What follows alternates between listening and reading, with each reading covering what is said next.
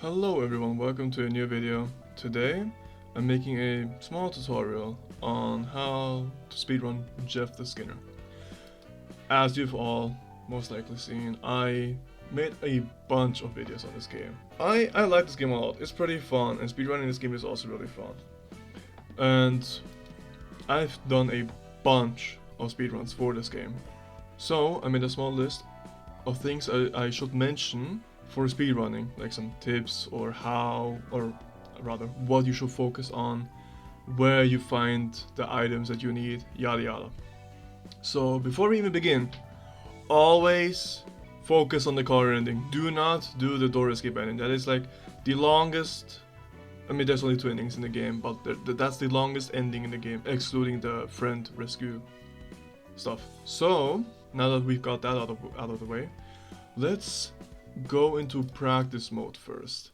I usually always do random seeds because that's more fun. So let's keep it like that for now. And usually in extreme mode, the garage door always opens immediately, like as soon as the game starts. I don't know why that happens, it is a bug. I told the game dev, Puppet House, about it. They have acknowledged it, but not fixed it, which is quite odd. Though this does benefit us in the speedrunning if you do the extreme mode speedruns, which I recommend doing because that just saves you time for searching the garage remote. Anyway, so the very first thing you do, as soon as you get out of the bed and the screen fade transitioning ends or starts, or it's in the middle of it, you start the timer immediately as soon as the fade in happens. Oopsie daisy.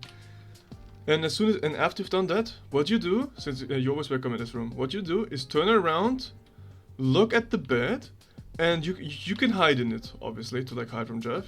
But what you do is you jump, but as you're jumping, you immediately press E. Like you can see my inputs on the screen on the bottom right, like this. What this does is it bugs you a little. Okay, alright, so that's not supposed to happen. You're supposed to do that a lot quicker.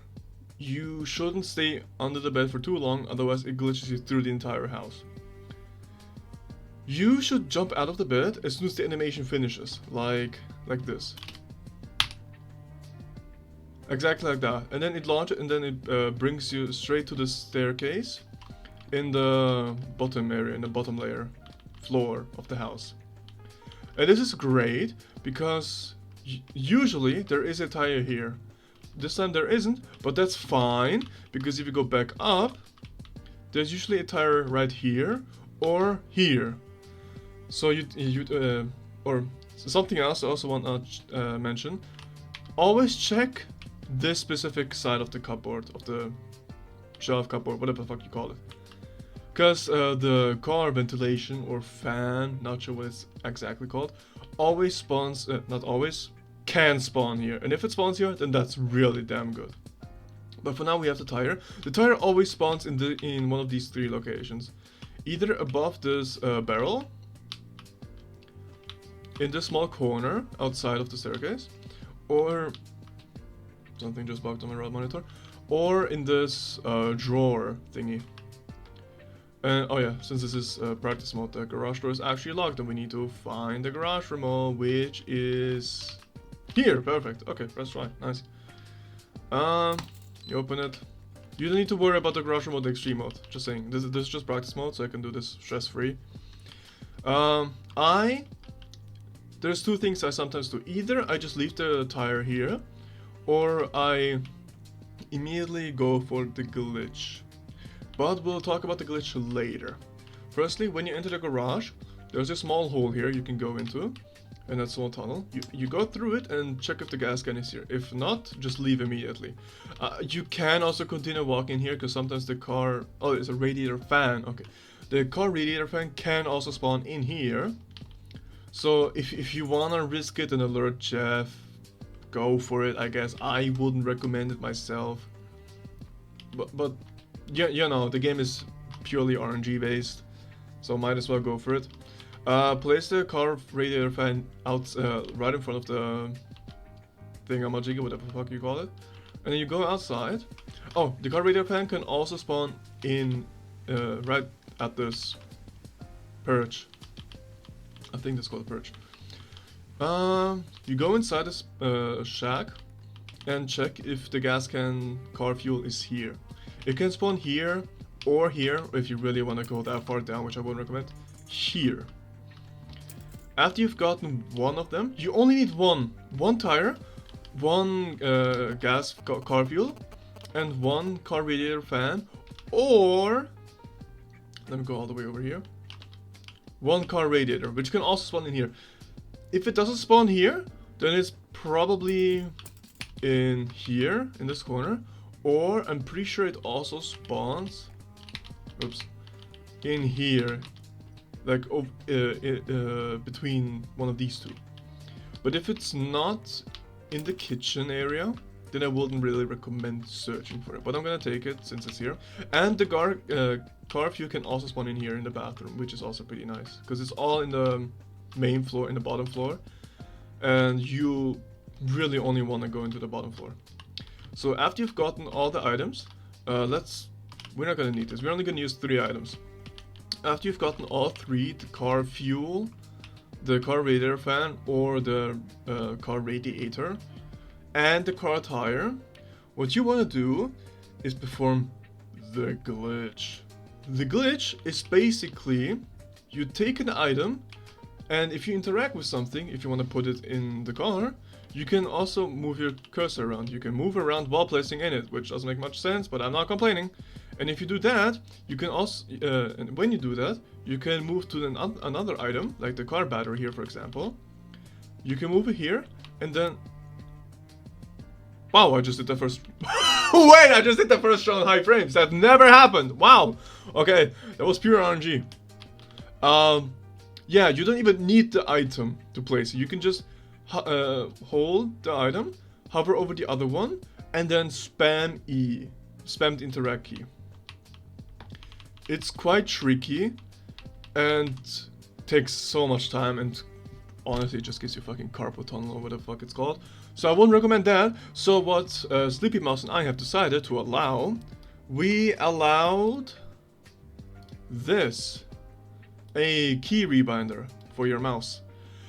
This is not, we wouldn't count this as cheating, since it's not a macro. As long as it's not a macro, if it's just a key rebinder, we do allow that. But if it's a macro, that is not allowed. That is against the rules. I have it here in the second layer. Let me put it in the main layer. What I did was I changed the wheel up and the wheel down on my mouse to the E key, so that when I hold the thing, I can just scroll my mouse wheel up and down. As you can see, it's interacting. So if I just hold the E key and then do my mouse wheel on the car radiator where it's supposed to be, I can just perform the glitch much easier, more consistent. It's still not guaranteed to always work, because Sleepy Mouse did experiment a little with a macro, and the game just doesn't input the glitch sometimes. So it is, the glitch itself is also RNG dependent. You can literally sit in here forever and never get it to work. But but it is much easier to do and doesn't hurt your left hand. So we do allow this. We actually recommend doing this since it's just much easier to do, and it's not cheating. So after you've done all that, you use the car fan. I've done it without explaining, my apologies. You use the car fan to replace the car battery, the car radiator, and the front 2 tires. The 2 tires on the front.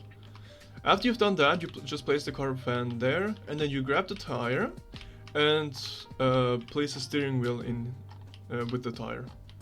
Which just sounds funny, but trust me, that's part of the process. After you've done this, you go to the car, to the gas can, and try to place the tire down from the other side with the gas can. You put, this is where you put the gas can, and you try to put the tire in here from through the back side of the car.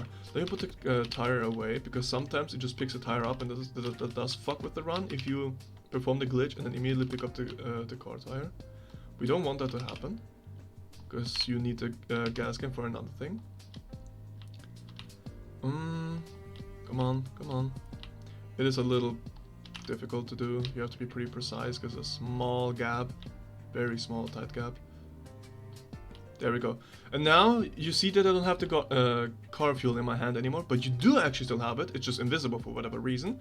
So you fill up the car and see it's already half full.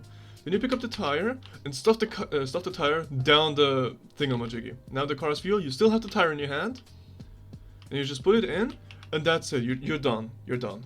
One more thing I want to explain is avoid the mice trap. Sleepy Mouse and I are not 100% sure if these do actually alert Jeff, but we do still recommend not touching them. Some key spots to where you should avoid them. This here, it's always at the staircase. There's always two. This one on the stairs and this one like after the stair ends. Then there's none here, none here. In the garage there's one, as I've shown. There's none in this bottom area. There are one or two in here. Yeah, there's one at the staircase. So if you want to go down here and check for the gas can here, you should be careful of this one here. You can easily avoid this by just going to the side, like hugging the wall, or just jumping over it. Oops, not like this. Is it? Yeah, it's still here. Okay, jumping. Your jump is very small, by the way. Like, it's barely a jump. It's just a small ass hop, but it's better than nothing. And in the kitchen, I believe. Oh yeah, there's also a tripwire here. Do be careful of that because it does a lot of Jeff. There's one in the kitchen here and a bear trap. Always be careful of that. And that should be all that you really need to know. You don't really need to check this floor ever or go to the attic. The attic is like just reset your run at that point if you're going to the attic. And that is all. And one more final thing I want to show off for actual speedrun, like when you actually speedrun the game, not just practice mode. Some ways on how to avoid Jeff, or how to just glitch him out a little, I'd say. Alright, so this is now extreme mode. From the glitch, I'm actually not gonna try and speedrun right now. There's the tire, but I don't really want to focus on it right now. There's some tips I do want to mention. Jeff can see you through these windows on these two. No clue why, because it's pitch black and boarded up, but he can still see you through them. Jeff constantly chases you. He never drops chase unless you hide. And if you do hide, be very careful, because one thing I do want to show off. Let me get Jeff closer to me. There. He always knows where you are. As soon as he sees you, he never lets go of you. This is like the best hiding spot in the game, by the way. So you see Jeff coming here? When he sees you entering a safe spot, he always drags you out of it. But if you spam E or time your interact key, you can hide back and he just forgets about you. And then he leaves. Sometimes if you do hide in here, he just stands there for another... He does stand here for another few seconds, or go inside here, which is pretty bad for your time. Oh, he's coming back. There, got it again. If he does stay in the room here for a bit, just reset, really. Can he see you through the wall? He can! He can see you through the floor! What? That's not okay. There's nothing.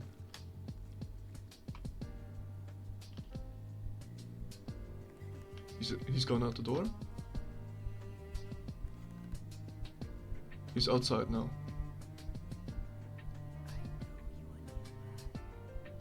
Okay. Okay, he's in the shack now, I assume. So that's how you mostly avoid Jeff or get him to stop chasing you, because he permanently chase you when he sees you. Always just hide either in this hiding spot or another one I do recommend. This here in the kitchen. It's not great because there's a tripwire here, and if you do hide in here and Jeff sees you, or like Jeff always stands in front of the fucking hiding spot you're in, he can run here, which is bad because then you can't go in here since it's here, and you can't go over there because there's a tripwire. And it is possible to jump over the tripwire, but it's really, really difficult. I wouldn't recommend it. Like, I never can get it up. I mean, I don't ever really try, but I still won't recommend. Anyway, that's all, I'd say. Is there anything else to mention? No. Okay, that's all. Yeah, that's the speedrun tutorial, I'd say. Always speedrun in the newest version. The current version, as of July 5th, 2026, is version 3.8.0. Please always show the version, show the title screen and the version in your speedruns, so we can like verify that you're not doing an older version. Because we only accept the most current version speedruns. So yeah, that's all. Thank you all for watching. I hope this tutorial was very helpful. Leave a like and subscribe. Have a great day. See ya!